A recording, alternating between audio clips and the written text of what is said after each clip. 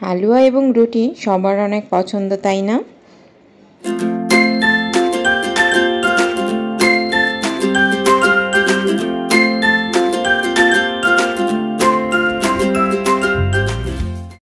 চলুন দেখে নেই খুব সহজে সুজির হালুয়াটা কিভাবে তৈরি করে নিয়েছি। প্রথমে প্যানে সামান্য তেল দিয়ে, ঘি দিয়ে, চিনি দিয়ে ক্যারামেল করে নিচ্ছি। এখানে আমার পুরো 1 কাপ ক্যারামেল করব এবং 1.5 কাপ চিনি সুজিতে দেব।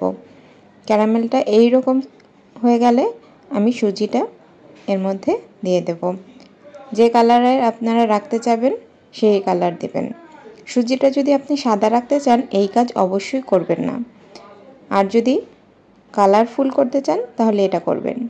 এবার সুজিটা ভেজে নিচ্ছি, দুধ দিয়ে নিচ্ছি পরিমাণ মতো দুধ দেওয়ার পরে আমি দিয়ে দিব সামান্য পানি, যেন সুজিটা সেদ্ধ হয়ে যায়।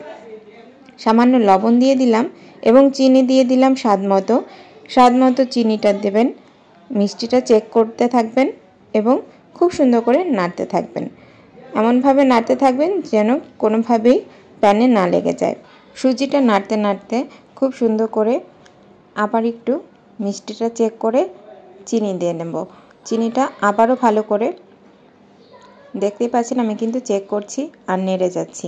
চিনিটা গলে যাবে এর মাঝেই। দেখতেই পাচ্ছেন সামান্য চিনি দিচ্ছি এবং ভালো করে নেড়ে নিচ্ছি। নাড়তে নাড়তে কিন্তু হাত ব্যথা হয়ে যেতে পারে। সামান্য বাদাম ওই পাশে রেখে দিয়েছি যেন এটা ভাজা হয়ে যায়।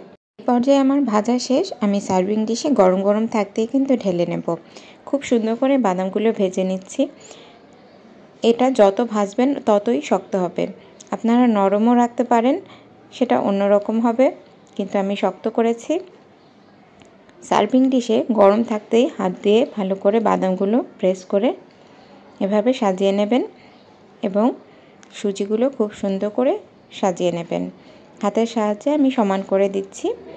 এটা খুব তাড়াতাড়ি করে গরম গরম এটা করতে হবে। এরপর আমি রুটিটা ছেঁকে নেব। রুটিটা বেলে নিয়েছিলাম। রুটি তো সবাই বানাতে জানেন। আমি রুটিটা ছাকার পরে কয়েকটা রুটি তৈরি করে নিয়েছি, দেখতেই পাচ্ছেন। আমি একটার পর একটা রুটি করেই যাচ্ছি।